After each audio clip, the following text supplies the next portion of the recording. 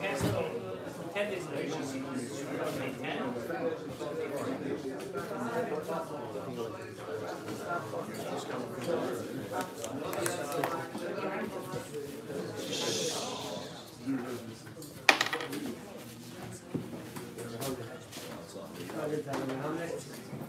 Again.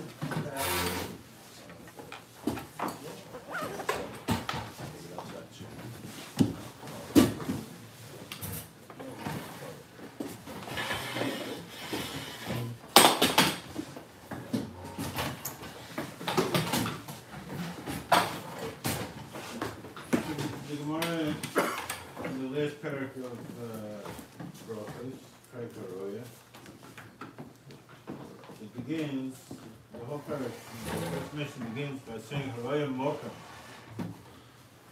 Shanasu Banisim Yisrael, Ein B'Shach Asa Nisim Al V'Senim Al-Makom Hazeh.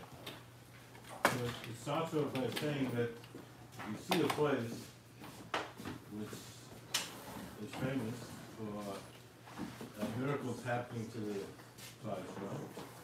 So that's a mechayev of the bracha, and the bracha is Baruch Asa Nisim Al V'Senim. Klal Yisrael, at some earlier point in history, Al-Makom Hazeh. This place. And then the Mishnah goes into all sorts of other things. Now, later, the Gemara starts in a very interesting way, but we're going to skip that for a minute. Go to the Tana Rabbana. The Tana Rabbana, we bring a brayso. Haroya Ma'abrois Hayam, Ma'abrois Hayadin, Ma'abrois Nachle Arnon. Someone who sees the crossing places of Yamsuf, the crossing places of Yarden, the crossing places of Nachle Arnon, Avnei al Gavis, Mered Beis Choron, certain stones, Evan Shabikash, Lizrik, Ogmel Chavosna al Yisrael, a stone that Og was able to move and wanted to throw at the end. Evan Shiyosef Lea Moshe B'Shosa, Osi Yeshua Mochala B'Amolet, the stone when Moshe sat and davened, they held his hands up.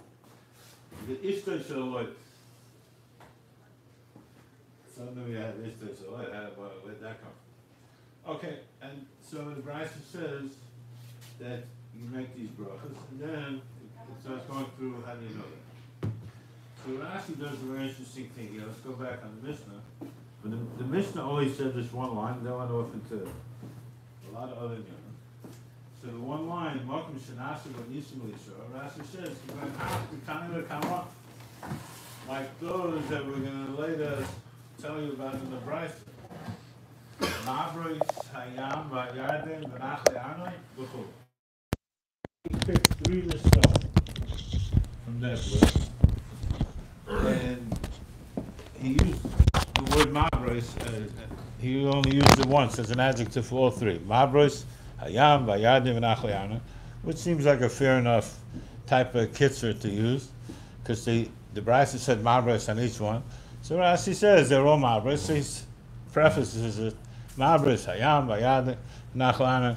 It doesn't help us know exactly what Ma'abrois means, but he packed them all together. However, when you get to the Brisa in the Gemara, he's citing the Brisa. He says, later in the Gemara, I'll bring a Brisa.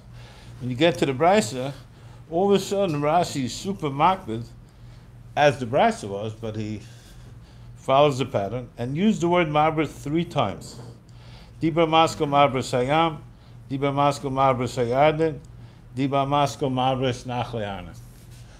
For some reason, he keeps hitting this word Ma'abrois that's in the Brisa. He puts in the Diba Masko like it's very important. But he already was mevatel in the Mishnah when he said Ma'abrois once for the whole list. So now suddenly he's back with it. So what's going on over here? Now, the Rambam paskins that Haroya, the Rambam is in Hilchos Brachos Perek Yud Halacha Tes. I know that from the name Mitzvah. Nobody cares about. Makim shenasu by Neis Nisim Yisrael, Kigoin Yamsuf Umabris Hayarden, Mevorach Baruch Tashem Lekein Melchonim She'os Nisim Lavishen Ba Makim Hazeh. So the Rambam brings the halacha, and he only brings two cases. Kigoin Yamsuf Umabris Hayarden. Now he hints that it's maybe a broader halacha, Makim shenasu by Nisim, but he brings only two examples: Yamsuf, Marbris Hayarden. He didn't use the word Marbris on the Yamsuf. He used it on the Yarden. Now, and he brings only those two cases. So the Kesef Mishnah says, well, it's Lavdafka. He probably means all the other things, but you can still sue on your own. It's a very, very, very problematic approach because all those other things have all kinds of details and sub-details. And especially with the Ishtar Shaloit, sits on that list in the Brisa. Because over there the Gemara has the whole kasa that how does that work? And the Gemara says that it means that when you see Ishtar, what was the Nes? No Nes happened to Ishtar Shaloit other than the bad thing.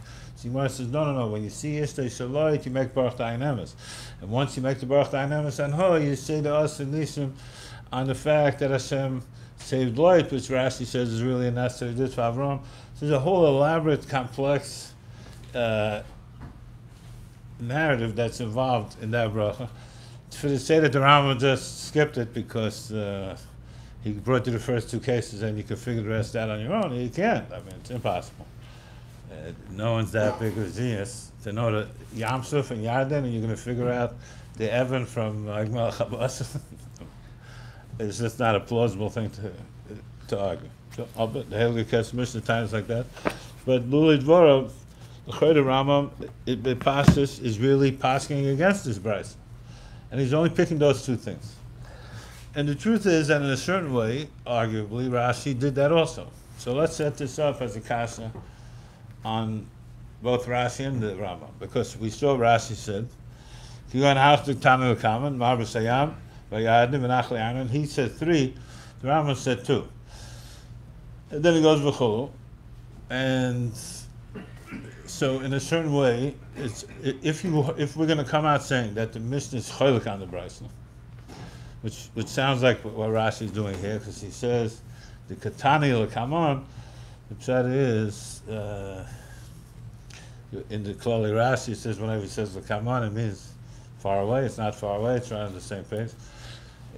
So the kamei is close, the kaman is far, and so in many places in my Sforim I make the argument that if it's not far geographically, that means it's far. That there's a switch in the sugya between the time he said it and later. That's why he's saying the kaman. It could be the kaman be'echus or be'kamas. But the pshat is, I'm saying, so Rashi when he says the kaman and the katani the kaman, it's also interesting. That what he's saying is that really our Mishnah does not hold like that, Bryce. Rashi says v'chulu. V'chulu usually means the rest of the list. Yeah, and Rashi does say v'chulu, which is going to mean at least something on the rest of the list. If that's the correct yesterday, they said v'chulu. Correct. So, L'maisa,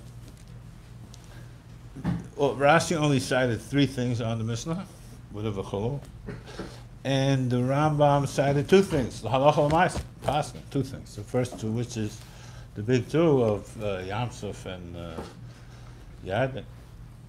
So what's going on over here?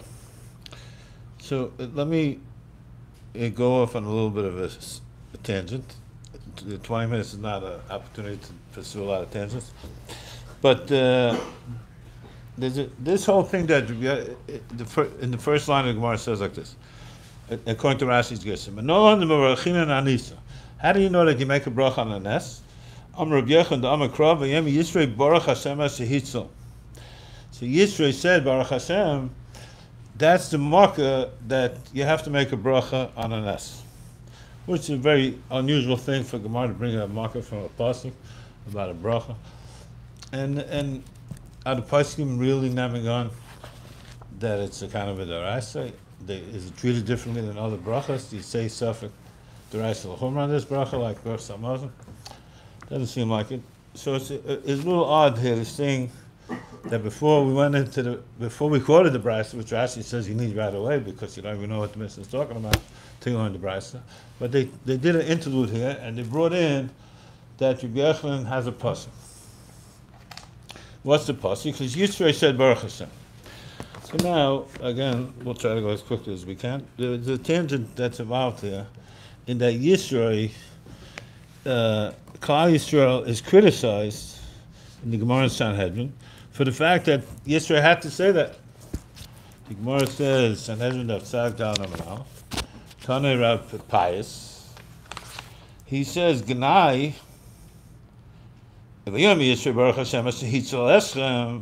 he's got to say Baruch Hashem for you.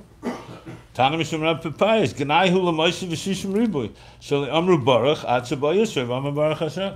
It's a Gnai on them that they didn't say Baruch Hashem on their own. They need Yisrael to come and say Baruch Hashem. So he says that's a Gnai. Rav Papayas. So there's a very interesting Rashi in that in Divrei Yom that this is Philly playing, but this is worth saying for the Yediyah Shabbai.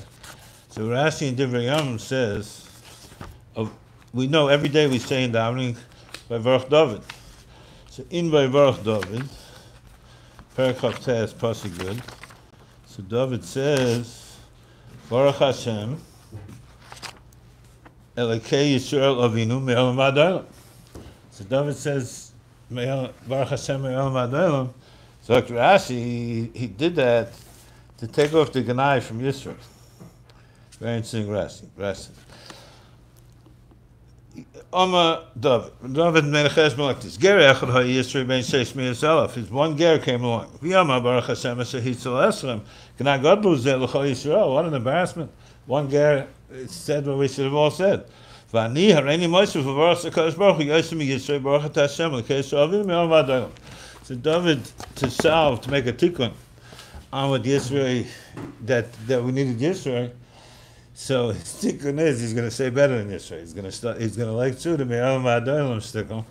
So that's going to be a better shevach than Yisrael. Okay. So it's a very peculiar idea. But what I do think, and I think that's really where the Rashi is going, but not for now. But what I do think is that this Rabbi Yochanan and that Rav Papayas have to be chaylik, because Rav Papayas holds that this thing is a Ganai and Yisrael said it, and it's a Nebuch that we didn't say it. Rabbi Yochanan comes along and says, this is the market you have to say Baruch Hashem for halacha. Again, is it making it to the Raisa? I don't know exactly. But he said, he brings this pasuk from Yisrael. So he's saying, this is the parsha, right? And Rav Papaya says it's a Ganai, that we should have said it earlier. Saying about they're being chaylik. Rav Papaya says we should have said it already, but Rabbi Yochanan no. What do you mean we should have said it? We said Sir Sayam. We didn't say enough. We said a Gatsu Shir that we say over every day the same way like we say by Baruch David every day. But there was no chishon. Why should you learn this a chishon? And fakir, when Yisro came, that shouts the new din. This new din is a pasuk for a separate parsha, which is when you come to Amakam, it's a different gather. We were there for the Nes Alein, and we sang a shira, and it's beautiful, and it's the Chol HaDoros. But the first guy who came along is the first one who's shayach to start through to say a Baruch Hashem as an observer. So he says the Baruch Hashem, and then and if it's true that David exceeded it, that's very nice. But you don't need to stickle that there was a Ganai that he took off. So I'm saying, so what do I need from this? I need this, you said, that not everyone holds Rabbi Yochanan. That's what I want. That an open Gemara of an Amaya who doesn't hold like Rabbi Yochanan. So Mamel, I'm saying that Rashi holds, this is the Hemshech L'Sugya. That if in the Mitzvah, the Mishnah alone, it says the din of Haroya Malkim Shanash B'Nisim L'Yisrael. So that's one gather. But along and passes, it's a bracha midrabanan. It's Mesachas brachas. Everything's drabanan for the most part, except brachas hamazon, brachas Krishma.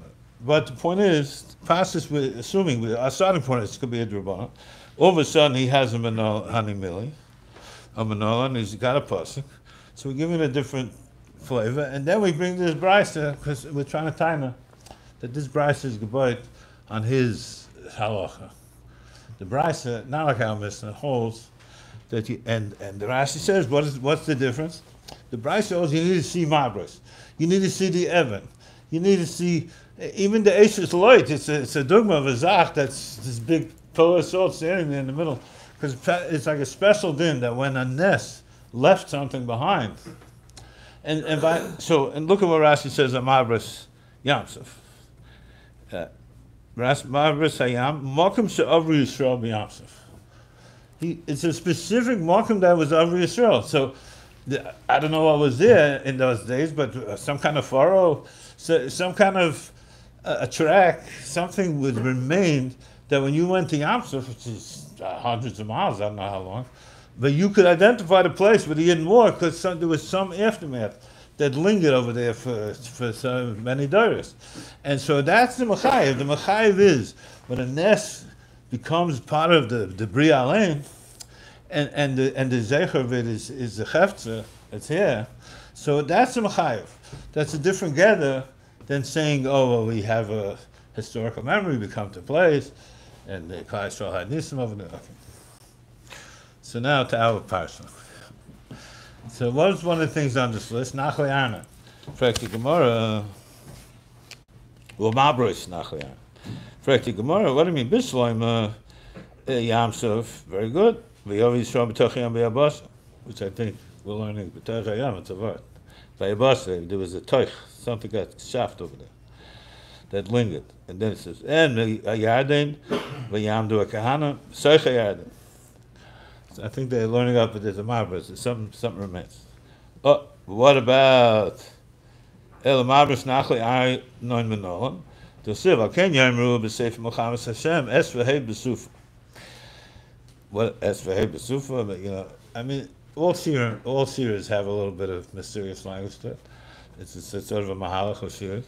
But the Gemara said, Dash, Tana, Es v'hei b'Sufa. Shnei mitzeroim hayu, that have a mahalchim b'Seif Ma'achni Yisrael. There were two Mitzeroim who were chutz la'machna, so they were behind the whole machna. And Kiavakar Chofi Yisrael also Amiroi Avdilhan Nikirus V'Tashubhan. So there was a place with two mountains, and the Amiroim, the Amorim, dug themselves some caves, and they were hiding there to ambush the Jews. Amri Ki Chofi Yisrael Hacha Nikatlina. When the Jews come by, we'll pounce on them, we'll kill them. The Oren have a maski command Israel. They didn't know that the Oren used to flatten the ground when the Yidden came. And the Oren used to flatten the mountains. Even the Oren, when the Oren came, it became Turi Ba'adodi. So they got killed when the mountains came together. And the blood went to Nachli Ayim, and then he also Esvahev. So Esvahev with these two guys in the back.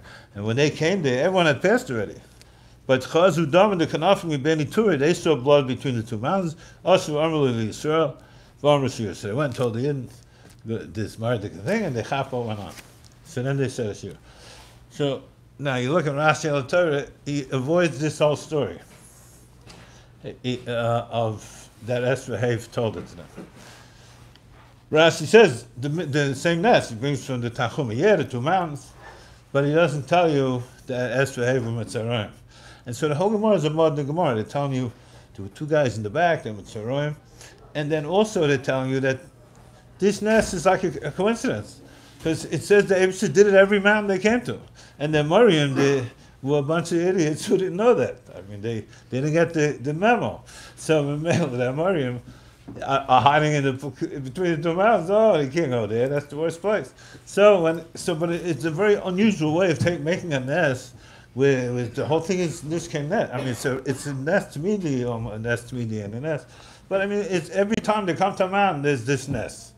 Point this time there was a Miriam who were ignorant, and they got chapped up in the nest. But now it's a hatzalah for us, so we should make a shira from it. It's a funny gather. And Rashi avoids the Ged al Torah because Rashi takes away the whole story with Esvahev. And he just says that he brings to the Nachuma. Hashem said, "Me moediyim." Who's going to tell him about the big mess that I did for them? So he made a big flow of blood, and then they chapped. No esvahev. So what's this nekudah? So I'm saying I think it's a special word that it shows you the way this halakha, this brisa is, and I'm saying this more in the Rambam than the Rashi, because the Rambam doesn't even bring the nachlayana. So I'm saying because in a chanami, it only works in the time when they used to have the aftermath and the tracks and whatever it was, the mabros that were a simon for this. But the nest itself doesn't even have to be as spectacular. I mean, they barely knew about it. They knew about it but there's tanoim to it, and it could have been a nest that he's doing every time the mountains are there. Just this time was like, yeah, okay. So that's what I'm telling you that this is the sugya, the way Rashi went. So we start out with the idea that it's a din in haroya nisim, and it's a kind of a mahalach where the nest itself is the machayev. But then later, when we learn out from V'yem Yisrael Baruch Hashem, we're learning out from there that the pshat is there has to be a trigger, something, an awareness of something that blind. Now it's a little shvach this time if I'm saying that the Yisrael pasuk is so important. It's hard to see in that pasuk, other than that Moshe told him. It says Moshe told him about the mitzvah. But I want, this is just an extra sickle, and I want to tell you that this drush is learning that kibadava shezadu aleihim, which the Gemara in Sotah says he knew the plans because he was with Paroi.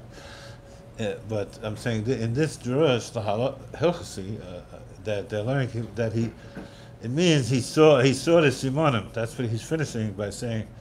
The Gemara just says v'goyma. I'm saying that looks in it. That says he saw simonim. Marshal, yes, what did he see? I'm saying he's this way, same thing like all these mabros. There's some kind of track there. There's a rock there. The rock that Moshe sat on, they used to know where it was. But the Mechayev is the thing that remained in nature, telling about the Neis, so you have to, that's the Mahalach of the Brisa, which is a different Mahalach. And in that Mahalach, they like the idea of the Esrahev, of that there was Taka Yidden who saw it, and they heard it, and they saw the Simonim, and because that's always the Yisod. The Mechayev is to see the Simonim, that blind, and make the Shevach Vayda. Why do you need the Rambam for your plan? And just stick to the Rambam, and you don't have to worry about the Chulus. Yeah, no, I didn't need the rest. Rashi's mashma fakir. Sentimental value. I didn't have any. It's funny.